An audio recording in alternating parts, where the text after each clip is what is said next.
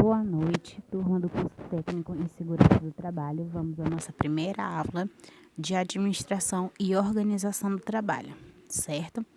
A nossa primeira aula é a respeito da introdução sobre o conceito de administração e organizações, tá?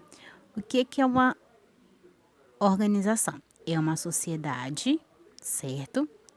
De pessoas para atingir uma finalidade definida e pré-determinada. Sua missão, certo?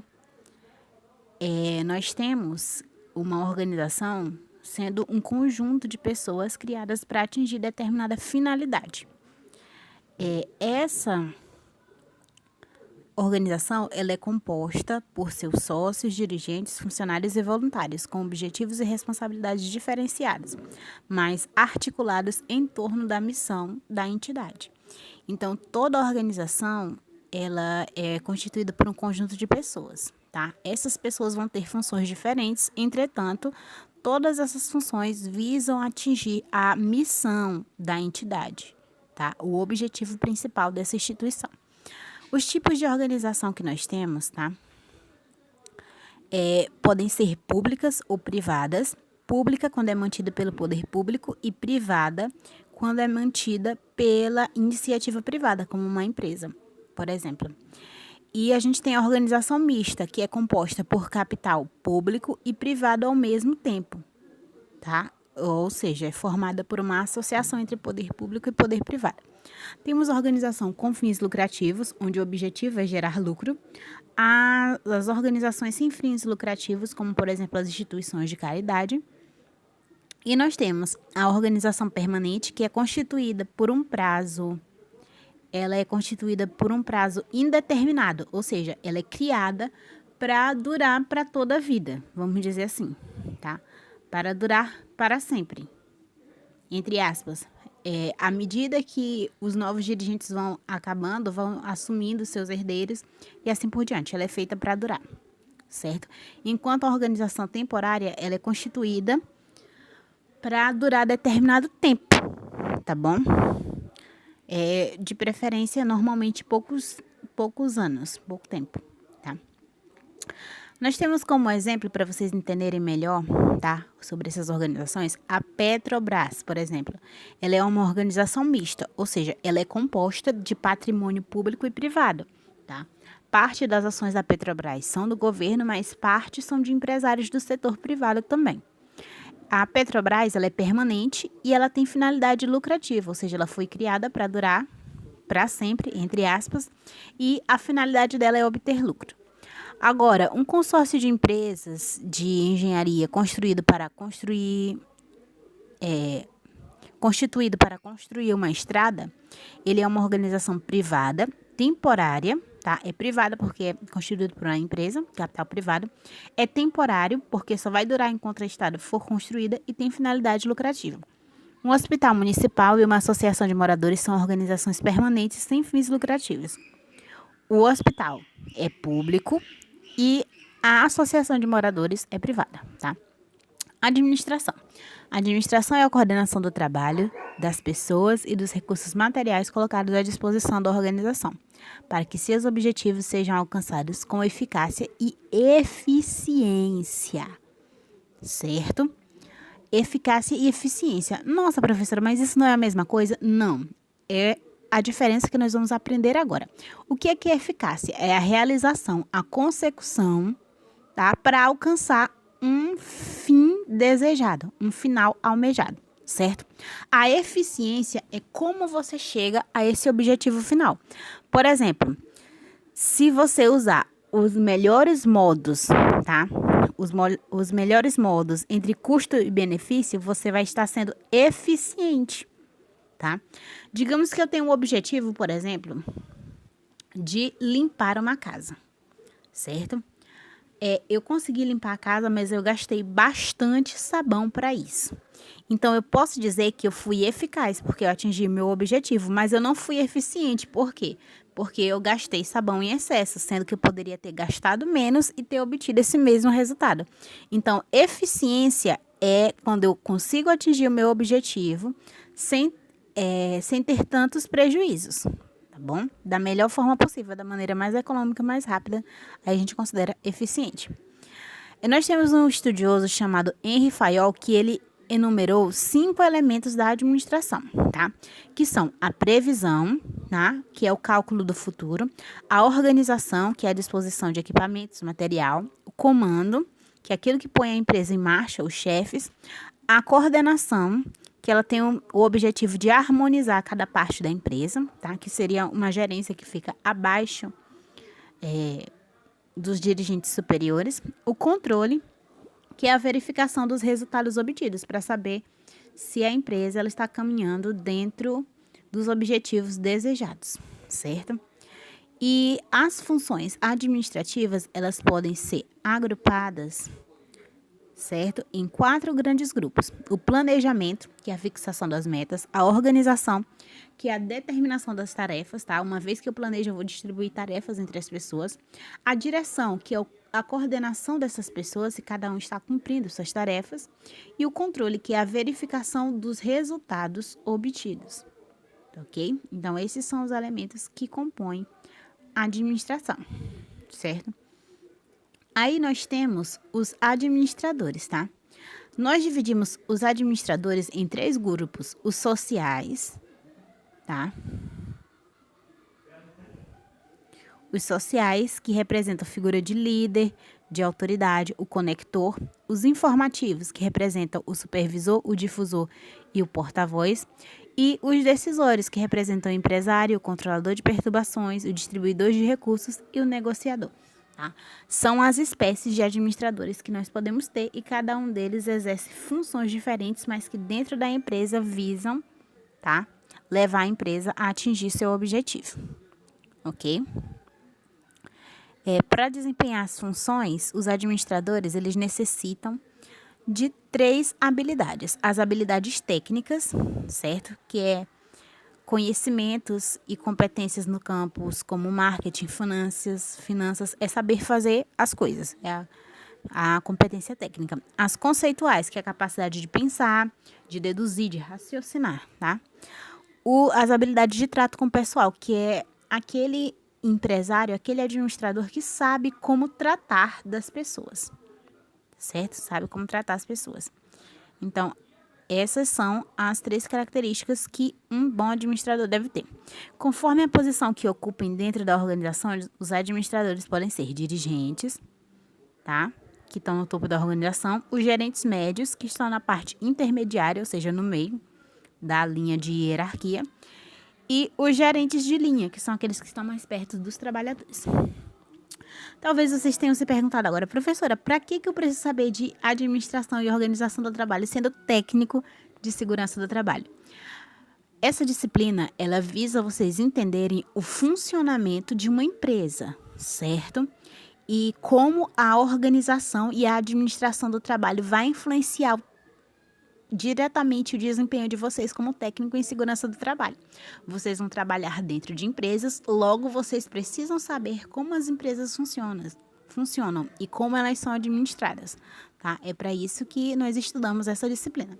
Uma outra questão é que vocês, como técnicos em segurança do trabalho, vocês vão precisar de administração e organização, para que vocês possam usar o tempo de trabalho de vocês da melhor forma possível e conseguir atingir as atividades propostas para vocês como técnicos em segurança do trabalho. A administração, na verdade, ela é necessária até para a vida de vocês, tá? Porque se você não souber, por exemplo, administrar o seu tempo, você não consegue cumprir todas as responsabilidades que você possui, não é verdade? Então, a administração é extremamente útil, não só na vida profissional de vocês, até na pessoal, tá? Agora nós vamos ver uma breve história da administração, tá? Como a administração surgiu, certo? A administração, gente, a princípio, ela surgiu, tá? Em torno de 1911, quando Frederick Taylor criou um livro chamado Princípios da Administração Científica. Aí a administração como disciplina, ela começou a surgir com base nesse livro, nessa obra, tá? Nós temos, tá? Como princípios que Taylor desenvolveu para conseguir dizer qual seria a melhor maneira de administrar os seguintes princípios: planejamento, preparo, controle e execução. Segundo ele, né, esses são os princípios administrativos básicos para que uma empresa funcione bem, certo? Ao longo da história, a gente vai ter a administração, tá, sendo dividida em várias visões. Cada uma dessas visões nós chamamos de escolas, tá? Isso está aí na página 4 da apostila de vocês, tá? Como é que são essas escolas? Certo? São visões sobre como a administração deve ser. Aí nós temos a escola clássica. Essa escola clássica foi fundada por Henri Fayol e ela era baseada nessa obra que foi publicada, tá, por ele em 1916, que é uma obra chamada Administração Industrial e Geral. Nela, ele colocou 14 princípios para uma empresa ser bem administrada, que foram divisão do trabalho, autoridade, disciplina, unidade de comando, unidade de direção, subordinação dos interesses particulares aos gerais, certo? Remuneração, centralização, hierarquia, ordem, equidade, estabilidade do pessoal, iniciativa e união do pessoal, tá? Então, todos esses 14 princípios são princípios que a escola, que a gente chama de clássica, certo? Escola clássica da administração, dizia que era essencial para que uma empresa fosse bem administrada. Depois, gente, vai surgir uma escola, uma visão de administração chamada Escola das Relações Humanas. Essa Escola das Relações Humanas já vai dizer que não são aqueles 14 princípios que são importantes para o sucesso administrativo de uma empresa, e sim como os funcionários dessa empresa se relacionam, tá? Segundo eles, a base do sucesso da empresa são as relações humanas que acontecem nela. Depois a gente tem a escola neoclássica, ok? Essa escola neoclássica, ela é baseada, gente, no resgate da escola clássica. A escola neoclássica trouxe de volta aqueles 14 princípios que nós estudamos lá na escola da administração clássica, que foi a primeira que a gente viu.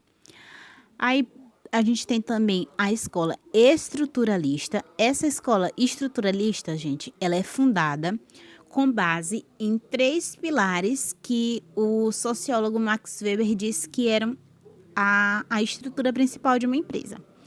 E quais são esses pilares? Ele vai dizer que os pilares de uma empresa são a burocracia, ou seja, o conjunto de regras que envolvem a empresa, certo? O ambiente da empresa e as pessoas. Segundo ele, esses 3 fatores são a estrutura da empresa, e por isso que essa escola ficou conhecida como escola estruturalista, porque a base do sucesso da administração, segundo eles, era a estrutura da empresa. A gente tem também outras escolas que foram surgindo com o passar do tempo, tá? A gente tem, hoje em dia, a escola da terceirização, que acredita que a administração adequada é por meio do processo de terceirização, escola do empoderamento, da qualidade total, entre tantas outras, certo? Nós vamos ver também, tá? Aí na página 6, o seguinte, o processo decisório, tá? Nós vamos começar a ver agora a questão do planejamento. O planejamento, ele tem início com o processo decisório, certo? E uma das atividades centrais do administrador é tomar decisões. Como fazê-la? Ou seja, como fazer isso, tá? O processo de tomada de decisão, ele pode ser sintetizado, tá, da seguinte maneira. A primeira parte, o item 1, é a identificação do problema. A definição dos critérios de decisão é o 2. As atribuições de peso aos critérios é o 3. O 4 é a investigação das alternativas de solução. O 5 é a verificação das alternativas. O 6 é a seleção de uma das alternativas. A 7 é a implementação da alternativa escolhida. E o 8 é a avaliação dos resultados. Então, quando eu sigo essas 8 etapas, eu consigo resolver um problema, no caso, tomar uma decisão que ela vai ser a melhor possível, tá? Desde que eu siga esses 8 critérios. A gente tem também os tipos de problema, tá? Porque a maior parte das decisões, elas são tomadas para resolver problema. Então, a gente precisa saber os tipos de problema que tem. A gente classifica os problemas como estruturados, que é aqueles que são comuns na sua profissão, comuns no seu dia a dia. Por exemplo, um vendedor que vai decidir se vai dar um desconto ou não para o cliente. Aquela decisão é um problema estruturado. Todo vendedor, ele se depara com um cliente que quer um desconto diariamente, né? Isso, então, é um problema comum nessa profissão, tá? Então, a gente chama isso de problema estruturado, são problemas comuns. Agora, os problemas inusitados que acontecem eventualmente uma vez ou outra, às vezes uma vez na vida, são chamados problemas não estruturados, tá? O exemplo que a apostila de vocês, digamos que é uma pessoa que está fazendo uma trilha. Ela se depara com 2 caminhos no final da trilha que ela não conhece. E ela tem que escolher entre um deles, né? Essa pessoa vai estar diante de um problema não estruturado, porque é um problema que não acontece todo dia. E uma outra característica dos problemas não estruturados é que você não tem muita experiência em realizá-los e nem informação suficiente para fazê-los. Então, é um problema que não é previsível, por isso que ele é não estruturado. Bem, quando nós vamos tomar algumas decisões, algumas atitudes, alguns erros que podem prejudicar você chegar numa boa decisão. Esses erros são o excesso de confiança, a satisfação imediata, certo? O efeito âncora, que é quando você só considera as coisas que estão perto de você, não considera os resultados futuros, certo? A percepção seletiva é quando você age de maneira parcial, ou seja, quando você tem tendência a seguir determinado lado. Erro de confirmação, que é quando você só escuta opiniões que confirmam aquilo que você quer. Erro de contextualização, que ocorre quando você se baseia em antigas experiências que não são iguais àquelas que você está decidindo agora. O erro de representação, o erro de causa, o erro de custos realizados, tá? Quando você não calcula os custos corretamente. E as boas decisões, elas têm as características que você está a seguir, tá? Uma boa decisão, ela tem foco no que é importante, ela é lógica, congruente, isso é, apropriada para o fim que se propõe, para a questão que ela quer resolver. Aceita e combina raciocínios subjetivos, objetivo, racional e intuitivo. Requer e utiliza somente informações necessárias à solução do problema. Utiliza a informação pertinente, é simples, confiável, flexível e fácil de praticar, certo? Afinal, não adianta uma boa solução que você não consegue executar na prática, não é verdade? Essa foi a nossa aula. Obrigada pela atenção de vocês. Um abraço.